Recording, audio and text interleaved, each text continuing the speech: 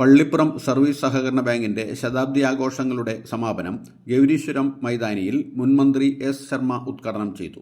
Vypin MLA. K N. Unnikrishnan അധ്യക്ഷത വഹിച്ച ചടങ്ങിൽ ഡോക്ടർ അജയ് ശേഖർ മുഖ്യപ്രഭാഷണം നടത്തി. KP. Dhanapalan, Josal Francis Thoppil, AP. Prinil, advocate NK. Babu, KR. Subhash, Sheebalal എന്നിവർ ആശംസകൾ അർപ്പിച്ചു. Bank president advocate KV. Abraham സ്വാഗതവും സെക്രട്ടറി കെ.ബി. രിസി നന്ദിയും രേഖപ്പെടുത്തി. തുടർന്ന് ആലോഷി ആദംസിന്റെ ഗാനസന്ധിയും ഉണ്ടായിരുന്നു. ഞാനൊരു ദീർഘമായ അധ്യക്ഷ പ്രസംഗത്തിന് മുതിരുന്നില്ല. ശതാബ്ദി ആഘോഷത്തിൻ്റെ ആരംഭത്തിലും അതിനിടയ്ക്കുള്ള മറ്റ് ചില പദ്ധതികളുമായി ബന്ധപ്പെട്ട് നിരവധി പരിപാടികളിൽ ബാങ്കിൻ്റെ പരിപാടികളിൽ പങ്കെടുക്കുകയും ഈ ബാങ്കിൻ്റെ പ്രവർത്തനങ്ങളും സഹകരണ മേഖലയുമായി ബന്ധപ്പെട്ട ആശയവിനിമയത്തിനെല്ലാം സന്ദർഭം ലഭിച്ച ഒരു ആൾ എന്ന നിലയിൽ ചുരുക്കം ചില കാര്യങ്ങൾ മാത്രമേ പറയാൻ ഉദ്ദേശിക്കുന്നുള്ളൂ. ഇന്നത്തെ ഈ സമാപന സമ്മേളനത്തിൽ ഉദ്ഘാടനം ചെയ്തുകൊണ്ട് നമ്മുടെ പ്രിയപ്പെട്ട ശർമാജി, പ്രത്യേകിച്ച് മുൻ സഹകരണ വകുപ്പ് മന്ത്രി കൂടി ആയതുകൊണ്ട് അദ്ദേഹത്തിൻ്റെ അനുഭവങ്ങളുടെ അടിസ്ഥാനത്തിൽ കുറച്ച് കാര്യങ്ങൾ നമ്മളോട് പറയാനുണ്ട്. അത് കേൾക്കാനുള്ള താല്പര്യവും നിങ്ങളിൽ ഭൂരിപക്ഷം ആളുകൾക്കുണ്ടാകും. അതുപോലെ മുഖ്യപ്രഭാഷണവും നമ്മൾ ക്ഷണിക്കപ്പെട്ട് ഇവിടെ വന്നിട്ടുള്ള അതിഥികളും. അപ്പോൾ അവർക്കുള്ളൊരു പ്രധാനപ്പെട്ട സന്ദർഭമായി ഞാൻ ഇതിനെ കാണുകയും അവരുടെ സംഭാഷണങ്ങൾക്ക് ഞാൻ അധികം സമയമെടുക്കാതെ വിനയപൂർവ്വം വഴിമാറാനാണ് ഉദ്ദേശിക്കുന്നത്. നമ്മുടെ കേരളത്തിലെ മഹത്തായ ഒരു മേഖലയാണ് സഹകരണ മേഖല. ഇന്ത്യയിലെ പൊതുവിലും കേരളത്തിൻ്റെ പ്രത്യേകിച്ചും ഒരു പ്രധാനപ്പെട്ട മേഖലയാണ്. ഇന്ത്യ സ്വാതന്ത്ര്യം നേടിയ സന്ദർഭത്തിൽ ആദ്യത്തെ പ്രധാനമന്ത്രി നെഹ്റു നമ്മുടെ നാട്ടിൽ ഏറ്റവും കൂടുതൽ പ്രാധാന്യത്തോടു കൂടി ഊന്നൽ നൽകിയ രണ്ട് മേഖലകളിൽ ഒന്നാണ് പൊതുമേഖലാ സ്ഥാപനങ്ങളും അതുപോലെ സഹകരണ മേഖലയും. പൊതുമേഖലാ സ്ഥാപനങ്ങളെ ശക്തിപ്പെടുത്തി നമ്മുടെ നാടിനെ സ്വാശ്രയത്വത്തിലേക്ക് നയിക്കുന്ന ലക്ഷ്യബോധത്തോടു കൂടിയാണ് സ്വാതന്ത്ര്യാനന്തര ഇന്ത്യ അതിൻ്റെ പ്രവർത്തനങ്ങൾ ആരംഭിച്ചതെങ്കിലും ഇന്നിപ്പോൾ വളരെ പ്രധാനപ്പെട്ട പൊതുമേഖലകളെല്ലാം സ്വകാര്യവൽക്കരിച്ച് അതിൻ്റെ ആസ്തികളെല്ലാം വിറ്റഴിക്കാൻ വേണ്ടിയിട്ടുള്ള വലിയ തയ്യാറെടുപ്പിലാണ്. ഇപ്പോൾ കഴിഞ്ഞ ഏറ്റവും ഒടുവിൽ അവതരിപ്പിച്ച ബജറ്റിൽ പോലും 5 വർഷം കൊണ്ട് 10 ലക്ഷത്തോളം വരുന്ന കോടി രൂപ നമ്മുടെ ഖജനാവിലേക്ക് സമാഹരിക്കാൻ, പ്രത്യേകിച്ച് പൊതുമേഖലാ സ്ഥാപനങ്ങളുടെ ഓഹരികൾ വിറ്റ് സമാഹരിക്കാനാണ് കേന്ദ്ര സർക്കാർ തീരുമാനിച്ചിട്ടുള്ളത്. മറ്റൊന്ന് LIC പോലുള്ള വലിയ ധനകാര്യ സ്ഥാപനങ്ങൾ. ഇപ്പോഴത്തെ ഗവൺമെന്റിന്റെ 2 ഘട്ടങ്ങളിലും ഏതാണ്ട് 74% സ്വകാര്യ ഓഹരികൾ, 74%-ഓളം വരുന്ന ഓഹരികൾ വിൽക്കാൻ തീരുമാനിക്കുകയുണ്ടായി. അത് വിദേശവും സ്വദേശവുമായിട്ടുള്ള ധനകാര്യ സ്ഥാപനങ്ങളെ ഇൻഷുറൻസ് മേഖലകളിലേക്ക് ക്ഷണിച്ചു വരുത്തിയിരുന്നു. അതിപ്പോൾ 100%-വും അത്തരം സ്ഥാപനങ്ങളെ ക്ഷണിച്ചുകൊണ്ടുള്ള തീരുമാനങ്ങൾ എടുത്തിരുന്നു. മറ്റൊന്ന്, നമ്മുടെ രാജ്യത്തിൻ്റെ നിലനിൽപ്പുമായി ബന്ധപ്പെട്ട ആണവോർജത്തിൻ്റെ മേഖലകൾ ഉൾപ്പെടെയുള്ള ഊർജ്ജ മേഖലകൾ അതും സ്വകാര്യവൽക്കരിക്കാൻ തീരുമാനിച്ചിരിക്കുകയാണ്. 2007 ആണവ കരാറുമായി ബന്ധപ്പെട്ട് തന്നെ ഒരുപാട് ആശങ്കകൾ ഉയർന്നു വന്നത് നമ്മളിൽ പലരും ഓർമ്മിക്കുന്നുണ്ടാകും. കാരണം അമേരിക്കയിലെല്ലാം നിലനിൽക്കുന്ന നിയമങ്ങൾക്ക് വിധേയമായി മാത്രം നമ്മുടെ രാജ്യത്തിൻ്റെ ആണവോർജ മേഖലകൾ, പ്രത്യേകിച്ച് യുറേനിയം പോലുള്ള അതിൻ്റെ ഇന്ധനങ്ങൾ ഇറക്കുമതി ചെയ്യുന്നതും ആണവ റിയാക്ടറുകൾ, അതിൻ്റെ പ്രവർത്തനങ്ങൾ എന്നിത്യാദി കാര്യങ്ങളുമായൊക്കെ ബന്ധപ്പെട്ടിട്ടുള്ള തർക്ക പ്രശ്നങ്ങൾ ഉണ്ടായിരുന്നു. അതവിടെ ഇരിക്കട്ടെ. അപ്പോൾ ആണവോർജ്ജം ഉൾപ്പെടെയുള്ള മേഖലകൾ സ്വകാര്യവൽക്കരിക്കുമ്പോൾ സ്വാഭാവികമായും അതുമായി ബന്ധപ്പെട്ടുണ്ടാകാവുന്ന അപകടങ്ങൾക്ക് ഉൾപ്പെടെ ജനങ്ങൾക്ക് സുരക്ഷിതത്വവും സംരക്ഷണം നൽകാനുള്ള ഉത്തരവാദിത്വം പോലും സ്വകാര്യ കമ്പനികൾക്ക് ഉണ്ടാകില്ല. ആ തരത്തിലാണ് ഊർജ നയം ഇപ്പോൾ അതിൻ്റെ നിയമം ഭേദഗതി ചെയ്യാൻ ഗവൺമെന്റ് ആലോചിക്കുന്നു.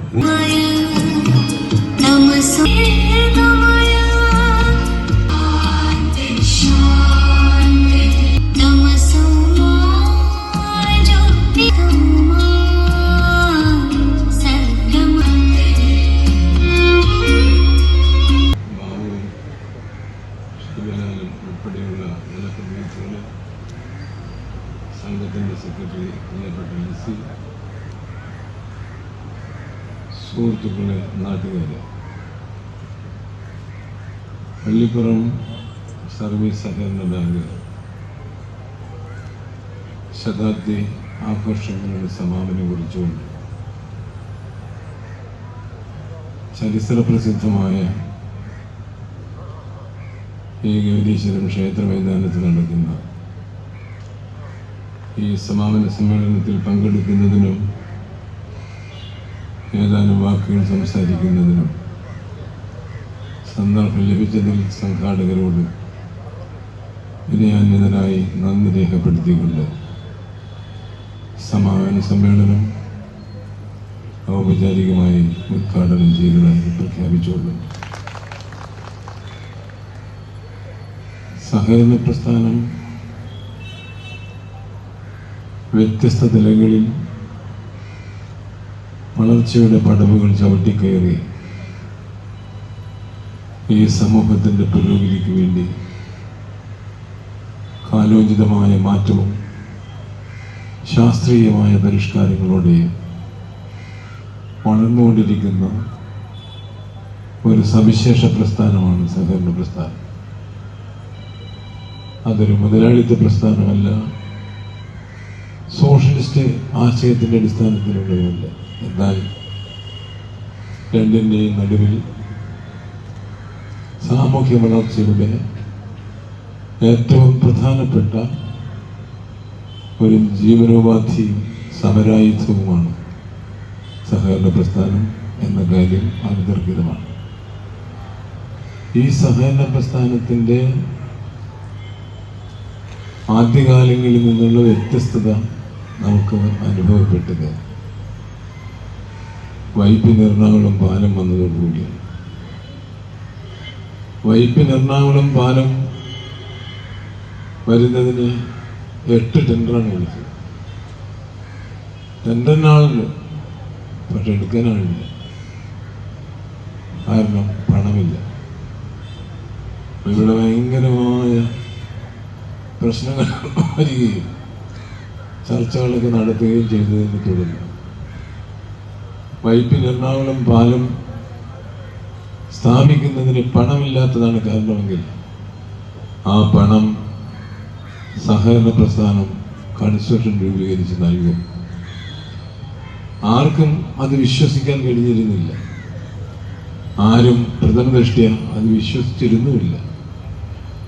പക്ഷെ ഈ പ്രഖ്യാപനം വന്നതോടുകൂടി അന്നത്തെ നയനാർ മന്ത്രിസഭയിൽ അംഗമായിരുന്ന, ഈ വകുപ്പ് കൈകാര്യം ചെയ്തിരുന്ന ഗവൺമെന്റ് പ്രതിനിധി എന്ന നിലക്ക് ഞാൻ തന്നെയായിരുന്നു അന്നതിൻ്റെ പ്രഖ്യാപനം നടത്തിയത്. ഞാനും സഖാവ് MM മോനായി വിശിഷ്ട മേഖലയിലെ, സഹകരണ മേഖലയിലെ വിശിഷ്ട വ്യക്തികൾ എല്ലാം കൂടി ചേർന്ന് ചർച്ച നടത്തി ഈ പ്രഖ്യാപനത്തിൻ്റെ പ്രയോഗത്തിലേക്ക് പ്രവേശിച്ചു.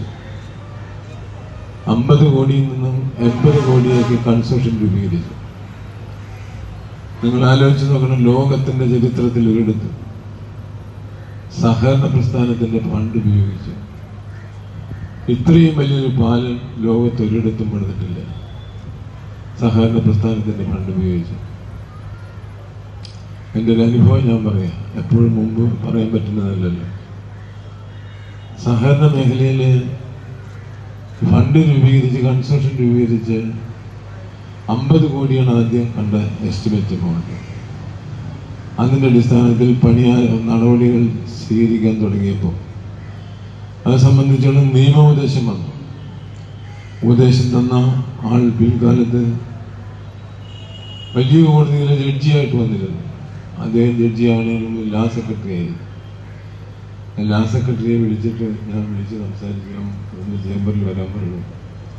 ഞാൻ പറഞ്ഞു, വൈപ്പിൻകരയിലെ ജനങ്ങൾ കടൽ വെള്ളം കുടിച്ച് കഷ്ടത അനുഭവിക്കുന്ന, വികസനം തൊട്ട് തീണ്ടാത്ത ആ തീരത ഗ്രാമത്തിലെ ജനങ്ങൾക്ക് ഈ ഒരു പ്രപ്പോസൽ ലാ സെക്രട്ടറി അംഗീകരിച്ച് തരണം എന്ന് പറഞ്ഞു. സാധാരണ അങ്ങനെ ആരും പറയില്ല, പറയാറില്ല, ഞാനും പറയാറില്ല. പക്ഷെ ഇവിടുത്തെ കേസായതുകൊണ്ടും ഈ രാജ്യത്തിൻ്റെ പ്രത്യേകതകൾ നമുക്കെല്ലാവരും കുടുംബം പോലെ അറിയുന്നത് കൊണ്ടും അത് നമ്മൾ പറഞ്ഞു. എന്നോട് ലാ സെക്രട്ടറി പറഞ്ഞു, സാറേ എൻ്റെ മുമ്പിൽ ഫയൽ വന്നാൽ അപ്പം തന്നെ ക്ലിയർ ചെയ്തേക്കാൻ പറഞ്ഞു. ഫയല് താഴെ വരുത്തി വെച്ചിട്ടാണ് ഞാനിത് ചെയ്തത്. വേണ്ടെന്ന് ശരി, നാളെ തന്നെ ഫയൽ വരുമെന്ന് പറഞ്ഞു. ഫയൽ വന്നു. ഫയല് റിമാർക്സിന് വേണ്ടി ലാ സെക്രട്ടറി കൊടുത്തു. ലാ സെക്രട്ടറി എൻ്റെ ഡീൽ എഴുതി വെച്ചു. ജനങ്ങൾ നിക്ഷേപിച്ചിട്ടുള്ള ഫണ്ട് അവർക്ക് തിരിച്ചു കൊടുക്കുന്നതിന് പകരം പാലങ്ങൾ നിർമ്മിക്കുന്നതിനോ റോഡുകൾ നിർമ്മിക്കുന്നതിനോ നിയമപരമായി തെറ്റാണ്, നോട്ട് അലൗഡ്, അനുവദനീയമല്ല. ഏത് എന്നോട് എൻ്റെ ചേംബറിൽ വന്നിരുന്ന ആൾക്കാർ ഉറപ്പ് പറഞ്ഞ് പിറ്റേ ദിവസം ഫയൽ വന്നാൽ മതി, അപ്പോൾ ഒപ്പിട്ടേക്കാം എന്ന് പറഞ്ഞ് ഫയൽ വന്ന് ഒപ്പിട്ടു. പക്ഷേ ഇതാണ് കാര്യം. അപ്പം ഞാൻ അതിൻ്റെ ഇടയിൽ ഞാൻ എന്നെ എഴുതിയിട്ടു. ഞാൻ തന്നെ മലയാളത്തിലാണ് എഴുതിയിട്ട് ആ ഫയലിപ്പോഴും കാണും. അതൊക്കെ എഴുതിയിട്ടു. ജനങ്ങൾ നിക്ഷേപിച്ചിട്ടുള്ള തുക ജനങ്ങളുടെ വികസനാവശ്യങ്ങൾക്ക് വേണ്ടി വിനിയോഗിക്കുന്നത് ചട്ടം അനുവദിക്കുന്നില്ല എന്ന് ലാ സെക്രട്ടറിയുടെ റിമാർക്സ് കണ്ടു. ചട്ടം മാറ്റി എഴുതുക, ആ തുക അനുവദിച്ചുകൊണ്ട് ഇന്ന് തന്നെ ഉത്തരവ് പുറപ്പെടുവിക്കാൻ ഉത്തരവിട്ടു. അങ്ങനെയാണ് ആ 50 കോടി അനുവദിച്ച് അതിൻ്റെ ശിലാസ്ഥാപനം. പിന്നീട് ഇലക്ഷനിലേക്ക് പോയി. ശിലാസ്ഥാപനം 4,100 രൂപയ്ക്ക്.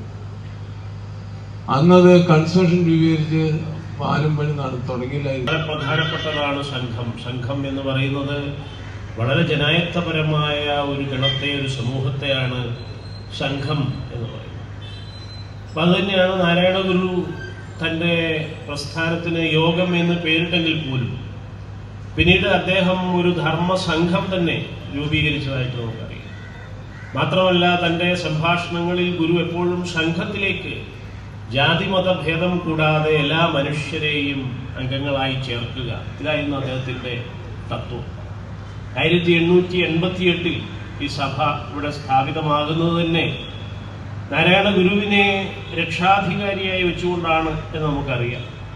അപ്പം അദ്ദേഹം നടത്തിയ പ്രഖ്യാപനം, ആ വലിയ കേരളത്തിൻ്റെ മാനവികമായ മതേതരമായ മാനിഫെസ്റ്റോ എന്ന് പറയുന്നത് ജാതിഭേദം മതദ്വേഷം ഏതുമില്ലാതെ സർവരും സോദരത്വേന വാഴുന്ന മാതൃകാസ്ഥാനമാമിത് എന്ന രീതിയിൽ കേരളത്തെക്കുറിച്ച്, ഇന്ത്യയെക്കുറിച്ച്, ലോകത്തെക്കുറിച്ച് തന്നെ ഒരു വലിയ പൂർവ്വചിന്തനം, നൈതികമായ മാനവികമായ മതേതരമായിട്ടുള്ള ഒരു ചിന്താ ദർശനം പ്രഖ്യാപിച്ചുകൊണ്ടാണ്.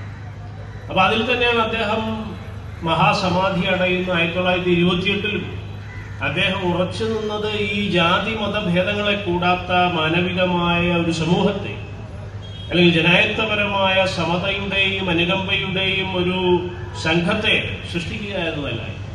അപ്പൊ അവസാനത്തെ ഒരു സന്ദേശം പള്ളാത്തുരുത്തിയിലാണ് 1927 കുട്ടനാട്ടിലെ പള്ളാത്തുരുത്തിയിൽ വെച്ച് അദ്ദേഹം പ്രഖ്യാപിക്കുന്നത് ഇത് തന്നെയാണ്. ജാതി മതഭേദം കൂടാതെ സംഘത്തിലേക്ക് എല്ലാ മനുഷ്യരെയും സ്വാഗതം ചെയ്യണം, അംഗങ്ങളായി ചേർക്കണം. എങ്കിൽ മാത്രമേ ഈ സംഘമായി മാറൂ, സംഘം വളരൂ. ശ്രീ എസ് ശർമ്മ ഇവിടെ സൂചിപ്പിച്ചതുപോലെ സഹോദരൻ അയ്യപ്പൻ, അദ്ദേഹത്തിന്റെ വത്സല ശിഷ്യൻ, അടികൊണ്ട് 1917 ഇവിടെ ചെറായിൽ, ഈ പള്ളിപ്പുറത്ത് ചെറായിൽ പന്തിഭോജനം നടത്തി അദ്ദേഹം പല രീതിയിലുള്ള ത്യാഗങ്ങളും സഹനങ്ങളും നേരിട്ടു. അടികൊണ്ടു, അദ്ദേഹത്തിനെ കൊല്ലാൻ ഓടിച്ചു, കൊടുങ്ങല്ലൂർ കാവിൽ വെച്ച്, ഞാറക്കൽ വെച്ച് കുത്താൻ ഓടിച്ചു, അല്ലെങ്കിൽ ഉറുമ്പിൻകൂട് തലയിൽ ചൊരിഞ്ഞു. അപ്പൊ ഇതൊക്കെ കഴിഞ്ഞ് അദ്ദേഹം ആലുവയിൽ അദ്ദേഹത്തെ തന്റെ ഗുരുവിനെ കാണുമ്പോൾ സ്വാമി തൃപ്പാദങ്ങൾ എന്നാണ് വിളിക്കുന്നത്. അപ്പൊ ആ ഗുരു പറഞ്ഞു കൊടുത്തത് എന്താണ്? ഇതെല്ലാം സഹിക്കണം. ക്രിസ്തുവിനെ പോലെ ക്ഷമയുണ്ടെങ്കിൽ മാത്രമേ നിങ്ങളുടെ സംഘം വളരൂ എന്നാണ് പറഞ്ഞത്. അപ്പൊ അത് മിശ്ര വിവാഹ സംഘം, മിശ്ര ഭോജന സംഘം, സഹോദര സംഘം, ഇതിനെക്കുറിച്ചാണ് അപ്പോൾ പറയുന്നത്. അപ്പൊ കേരളത്തിലെ എല്ലാ സംഘങ്ങളും, ട്രേഡ് യൂണിയൻ അടക്കമുള്ള, തിരുവിതാംകൂർ ലേബർ യൂണിയൻ അടക്കമുള്ള കാര്യങ്ങൾ, സഹോദര സംഘമാകട്ടെ, മനുഷ്യാവകാശ സംഘമാകട്ടെ, മിശ്ര ഭോജന, മിശ്ര വിവാഹ, യുക്തിവാദി സംഘം തന്നെ ആകട്ടെ, ഇതെല്ലാം സ്ഥാപിക്കുന്നത് ഗുരുവിന്റെ ആ മാനവികവും മതേതരവുമായിട്ടുള്ള ജനായത്തപരമായ ചിന്തയിൽ നിന്നാണ് ഇത് തന്നെയാണ് നമ്മുടെ ഭരണഘടനയുടെ ആധാര മൂല്യങ്ങൾ. സുഹൃത്തുക്കളെ, വളരെ സന്തോഷകരമായ ഒരു ചടങ്ങിലാണ് നമ്മളെല്ലാം ഒത്തുകൂടിയിട്ടുള്ളത്. സ്വാഗത പ്രാസംഗികനും അധ്യക്ഷനും ഉദ്ഘാടകനും അവസാനം ഡോക്ടറും വളരെ അർത്ഥവത്തായ അവരുടെ വാക്കുകൾ കേട്ട് നമുക്ക് ഈ സമ്മേളനം തന്നെ ധന്യമായി എന്ന് പറയാതിരിക്കാൻ നിവൃത്തിയില്ല. എൻ്റെ കടമ ഒരു ആശംസ പറയുക എന്നതാണ്. അതുകൊണ്ട് ദീർഘമായ ഒരു പ്രസംഗത്തിലേക്കൊന്നും ഞാൻ കിടക്കുന്നില്ല. സഹകരണ പ്രസ്ഥാനത്തിൻ്റെ പ്രസക്തിയെക്കുറിച്ച്, സഹകരണ പ്രസ്ഥാനം കേരളത്തിലെ വിവിധ മേഖലകളിൽ നടത്തുന്ന സാമൂഹ്യ പ്രവർത്തനങ്ങളെക്കുറിച്ചൊക്കെ ഇവിടെ ഉദ്ഘാടകനും അധ്യക്ഷനുമൊക്കെ പ്രതിപാദിക്കുകയുണ്ടായി. നമ്മൾ വൈപ്പിങ്കര എടുത്ത് പരിശോധിച്ചാൽ പള്ളിപ്പുറം മുതൽ ഇളങ്ങുന്നപ്പുഴ വരെയുള്ള സഹകരണ സംഘങ്ങൾ എല്ലാ സ്ഥലങ്ങളിലും നന്നായി പ്രവർത്തിക്കുന്ന സഹകരണ സംഘങ്ങളാണ് ഇവിടെ ഉള്ളത് എന്നാണ് ഞാൻ മനസ്സിലാക്കിയിട്ടുള്ളത്. നമ്മുടെ എപ്പോഴും ഒരു ജനാധിപത്യ സംവിധാനത്തിൽ പ്രവർത്തിക്കുന്നവരാണ് എന്നുള്ളതുകൊണ്ട് സഹകരണ സംഘങ്ങളിലെ ഭരണസമിതി വരുന്നത് മത്സരങ്ങളിലൂടെ തന്നെയാണ്, ജനാധിപത്യ മാർഗങ്ങളിലൂടെ തന്നെയാണ്.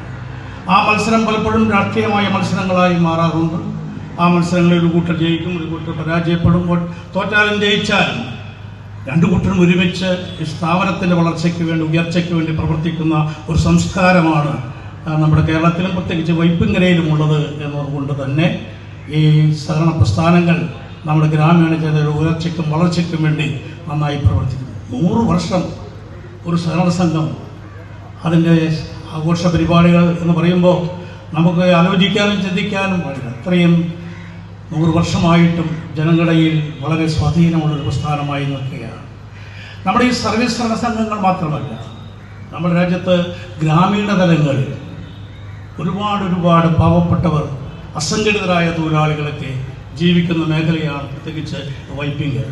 മത്സ്യത്തൊഴിലാളികൾ, അവർക്കും അവിടെ ഒരു സഹകരണ സംഘങ്ങളുണ്ട്. മത്സ്യത്തൊഴിലാളി സഹകരണ സംഘങ്ങൾ, കൈത്തറി സഹകരണ സംഘങ്ങൾ, ഖാദി സഹകരണ സംഘങ്ങൾ, അങ്ങനെ തുടങ്ങി നെയ്ത്തുതൊഴിലാളി സഹകരണ സംഘങ്ങൾ, കാർഷിക സഹകരണ സംഘങ്ങൾ, അങ്ങനെ വിവിധങ്ങളായ ഗ്രാമീണ രംഗത്ത് ജനങ്ങൾക്ക് ആശ്രയിക്കുവാനും സഹായിക്കാനും കഴിയുന്ന ഗ്രാമീണ ജനതയുടെ ആശ്രയമായിട്ടുള്ള ഒരുപാട് സഹകരണ പ്രസ്ഥാനങ്ങളുണ്ട്.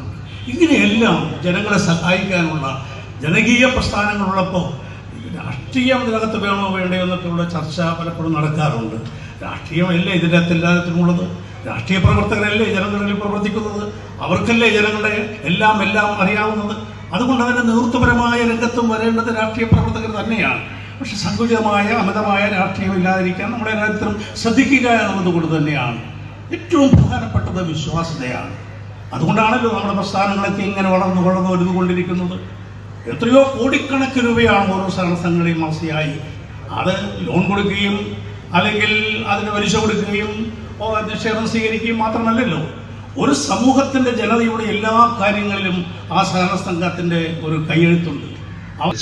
ശർമ്മ അവർകൾ ഇവിടെ അധ്യക്ഷ പ്രസംഗം നടത്തിയിട്ടുള്ള ഈ കരയുടെ ഏറ്റവും പ്രിയങ്കരനായ MLA ശ്രീ KN ഉണ്ണികൃഷ്ണൻ അവർകൾ ഇവിടെ ക്ഷണിക്കപ്പെട്ട സദസ്സിന് മുമ്പാകെ വളരെ വിശാലമായ ഗുരുചിന്തകളെ പങ്കുവച്ച മുഖ്യപ്രഭാഷണം നടത്തിയ ഡോക്ടർ അജയ് ശേഖർ, ഈ മാന്യ വേദി അലങ്കരിക്കുന്ന ഏറ്റവും ക്ഷണിക്കപ്പെട്ട സദസ്സിലുള്ള പ്രമുഖരെ, ഏറ്റവും സ്നേഹം നിറഞ്ഞ സഹകാരികളെ, ജീവനക്കാരെ, ആദ്യമായി 100ാം വാർഷികം ആഘോഷിക്കുന്ന പള്ളിപ്പുറം സർവീസ് സഹകരണ ബാങ്കിൻ്റെ ഭരണസമിതിയെയും മുൻകാല ഭരണസമിതികളെയും ജീവനക്കാരെയും ഇതിലേക്ക് ബാങ്കിനെ ഇത്രയും കാലം 100 വർഷം നിസ്വാർത്ഥമായി ബാങ്കിനെ സേവിക്കുകയും ബാങ്കിനു വേണ്ടി നിങ്ങളുടെ അധ്വാനവും വേർപ്പും എല്ലാം മാറ്റിവെച്ച് ബാങ്കിനെ സേവിച്ച എല്ലാ നല്ല സഹകാരികളെയും ഞാൻ ആദ്യമായി ഈ ശതാബ്ദി ആഘോഷത്തിൻ്റെ എല്ലാവിധ മംഗളാശംസകൾ അറിയിക്കുന്നു. ഇവിടെ എനിക്ക് മുമ്പ് പ്രസംഗിച്ച എല്ലാ പ്രമുഖരായ വ്യക്തികളും പങ്കുവച്ച കുറേ ആശയങ്ങളിലൂടെ കടന്നു പോകുമ്പോൾ എൻ്റെ ചിന്തയിലേക്ക് വരുന്ന ഒരു ആശയം, ഇപ്പം ഏറ്റവും ബഹുമാനപ്പെട്ട ശർമ്മ സഖാവ് പറഞ്ഞ പോലെ ഏറ്റവും കൂടുതൽ ഭേദഗതികൾ വേണ്ടി വന്ന ഒരു നിയമ സംഹിതയാണ് സഹകരണ നിയമം. അതിൻ്റെ ന്യൂനതകൾ കൊണ്ട് മാത്രമല്ല, അതിൻ്റെ ഒരു ജനകീയമായ അടിത്തറയുടെ ഫലമാണ് അങ്ങനെ ഒരു ഭേദഗതിക്ക് അടിസ്ഥാനമെന്ന് ഞാൻ പറയും. കാരണം ഓരോ കാലഘട്ടത്തിലും ജനകീയമായിട്ട് ഇറങ്ങിച്ചെന്ന് ജനങ്ങളുടെ ആവശ്യങ്ങൾ അറിഞ്ഞ് കാതലായ മാറ്റങ്ങൾ വരുത്തിക്കൊണ്ട് തന്നെയാണ് ഈ സഹകരണ മേഖലയിൽ പ്രവർത്തിക്കുന്ന സഹകരണ സ്ഥാപനങ്ങളെ നിയന്ത്രിക്കാൻ വേണ്ടി ജനകീയമായി നിലനിൽക്കുന്ന ഒരു സംഹിതയാണ് സഹകരണ നിയമം. അതുകൊണ്ടാണ് കാതലായ എല്ലാ മാറ്റങ്ങളും ഏകദേശം ഈ 2023 വരെ ഓരോ കാലഘട്ടത്തിലും ഈ സഹകരണ പ്രസ്ഥാനത്തിനുണ്ടായിട്ടുള്ള കോട്ടങ്ങളും അതിന്റെ കുറവുകളും നികത്തിക്കൊണ്ട് തന്നെ വളരെ വിശാലമായ അർത്ഥത്തിൽ ജനങ്ങളെ നേരിൽ ചെന്ന് നേരിട്ട് ജനങ്ങളെ കണ്ടു ഓരോ ആശയങ്ങളും പങ്കുവയ്ക്കുന്നതിൽ അതിൽ സംക്ഷിപ്തമായ കാര്യങ്ങൾ ഉൾക്കൊണ്ടുകൊണ്ട് ആ ഭേദഗതിക്ക് ഒരു അടിത്തറ ഉണ്ടാക്കിയതാണ് ഈ സഹകരണ പ്രസ്ഥാനത്തിന്റെയും സഹകരണ നിയമത്തിന്റെയും ഏറ്റവും നല്ല അടിത്തറ. ബാങ്ക് തുടങ്ങി വെച്ച ഈ ഒരു വർഷ കാലയളവിൽ തുടങ്ങി വെച്ച ഏറ്റവും എടുത്തു പറയേണ്ട ഒരു കാര്യം മത്സ്യത്തിലുള്ള ജൈവ വളത്തിന്റെ ഒരു യൂണിറ്റാണ്. ഇനി മുതൽ നമ്മൾക്ക് വീടുകളിലേക്ക് എത്തുന്നത് മത്സ്യവിപണിയിൽ അല്ലെങ്കിൽ മത്സ്യ മാർക്കറ്റിൽ വളരെ മോശമായി പോകുന്ന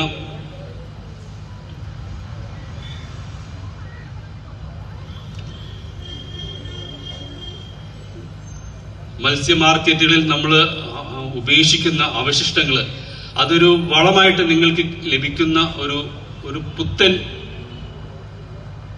ഐഡിയയാണ് ഇപ്പോൾ ബാങ്ക് മുന്നോട്ട് വെച്ചിരിക്കുന്നത്. അതും ഈ 100ാം വാർഷികത്തിന്റെ ഒരു വലിയൊരു ചുവടുവെപ്പായിട്ട് ഞാൻ അതിനെ കാണുന്നു. അതിന് പ്രയത്നിച്ച ഏത് പാഴ്വസ്തുവിൽ നിന്നും മറ്റൊരു വസ്തുവിലേക്ക് ഉൽപ്പാദിപ്പിക്കാൻ അല്ലെങ്കിൽ അതൊരു ജനകീയ ഒരു പ്രസ്ഥാനമായിട്ട് കുറച്ചു പേർക്ക് തൊഴിൽ കൊടുക്കുന്ന ഒരു പ്രസ്ഥാനമായിട്ടും അതിലുപരി ഒരു നല്ലൊരു വളമായിട്ടും അതിനെ മാറ്റുന്ന തരത്തിൽ അവരുടെ ആ ഒരു വിശാല മനസ്സിനെ വളർത്തിയെടുത്ത ആ ഭരണസമിതിയുടെ ആ ദീർഘവീക്ഷണത്തെ ഞാൻ അഭിനന്ദിക്കുകയാണ്.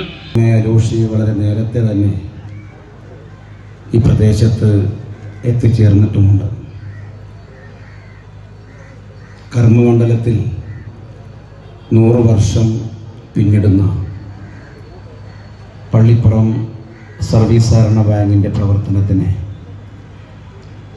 എല്ലാവിധ ആശംസകളും നേരുകയാണ്. ഇനിയും ഈ പ്രദേശത്തിലെ ജനങ്ങളുടെ ക്ഷേമ പ്രവർത്തനങ്ങൾക്കും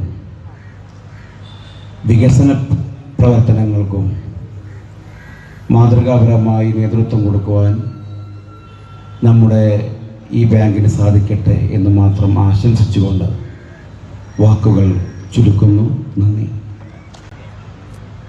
ഇനിയും ഒരു പ്രസംഗത്തിന് സമയമില്ല. ഇപ്പോൾ തന്നെ ധാരാളം നമ്മൾ വൈകിട്ടുണ്ട്. തുടർന്നുള്ള കലാപരിപാടി ആസ്വദിക്കുക എന്നുള്ള ലക്ഷ്യം കൂടെ എൻ്റെ മുന്നിലിരിക്കുന്നതുകൊണ്ട് എന്നെനിക്കറിയാം. നമ്മുടെ 100 വർഷം പൂർത്തിയാക്കിയ സഹകരണ ബാങ്ക് എല്ലാവിധ ആശംസകളും നേരുന്നു. കൂടുതൽ വൈവിധ്യമാർന്ന കൂടുതൽ പേർക്ക് തൊഴിൽ നൽകുന്ന ദാരിദ്ര്യ നിർമ്മാർജ്ജനത്തിന് ഊന്നൽ നൽകുന്ന പുതിയ പദ്ധതികൾ നമുക്ക് വിവരിക്കാൻ കഴിയട്ടെ എന്നാശംസിച്ചുകൊണ്ട് വാക്കുകൾ ചുരുക്കുന്നു. നന്ദി. വാർഷികം ആഘോഷത്തിൻ്റെ സമാപനമാണ് ഇവിടെ നടക്കുന്നത്. ഈ സമാപന വർഷത്തിൽ ഇതിൻ്റെ പ്രസിഡൻ്റായിരിക്കുന്ന അഡ്വക്കേറ്റ് കെ വി എബ്രഹാം, ഞാനും ശ്രീ എബ്രഹാമും സഹപാഠികളാണ്. ഇന്നിവിടെ നമ്മൾ ഉപഹാരം കൊടുത്ത ഇപ്പോൾ സെക്രട്ടറിയായി സേവനമനുഷ്ഠിക്കുന്ന ശ്രീമതി ലിസി, എൻ്റെ മറ്റൊരു സഹപാഠി ശ്രീ എം പൗലോസിൻ്റെ സഹധർമ്മിണിയാണ്. ഈ രണ്ടുപേരെയും ഞാൻ ആദ്യമായി എൻ്റെ അഭിവാദനങ്ങളും അഭിനന്ദനങ്ങളും അർപ്പിക്കുന്നു. നമ്മുടെ MLA അധ്യക്ഷ പ്രസംഗത്തിൽ അദ്ദേഹം പറഞ്ഞു, സഹകരണ പ്രസ്ഥാനം നേരിടുന്ന ഗുരുതരമായ പ്രതിസന്ധികൾ വളരെ ബോധപൂർവം ഈ മേഖലയെ തകർക്കാൻ ശ്രമിക്കുന്ന തന്ത്രപരമായ നീക്കങ്ങളുടെ ഗൗരവമേറിയ സ്വഭാവം അദ്ദേഹം ഇവിടെ വിശദീകരിച്ചു. ആ സന്ദർഭത്തിലും അതീവ ഗുരുതരമായ വെല്ലുവിളികളെ നേരിടുന്ന സന്ദർഭത്തിലും നമ്മുടെ സഹകരണ വകുപ്പ് മന്ത്രി ശ്രീ VN വാസവൻ നടത്തിയ ഒരു പ്രസ്താവന, ഈ വർഷം കേരളത്തിലെ സഹകരണ മേഖലയിലെ പൊതുനിക്ഷേപം കഴിഞ്ഞ വർഷത്തേക്കാളും കൂടുതലായിരുന്നു എന്നുള്ള വാർത്ത സഹകരണ മേഖലയ്ക്ക് കൂടുതൽ ഊർജം പകരുന്ന ഒന്നാണ്.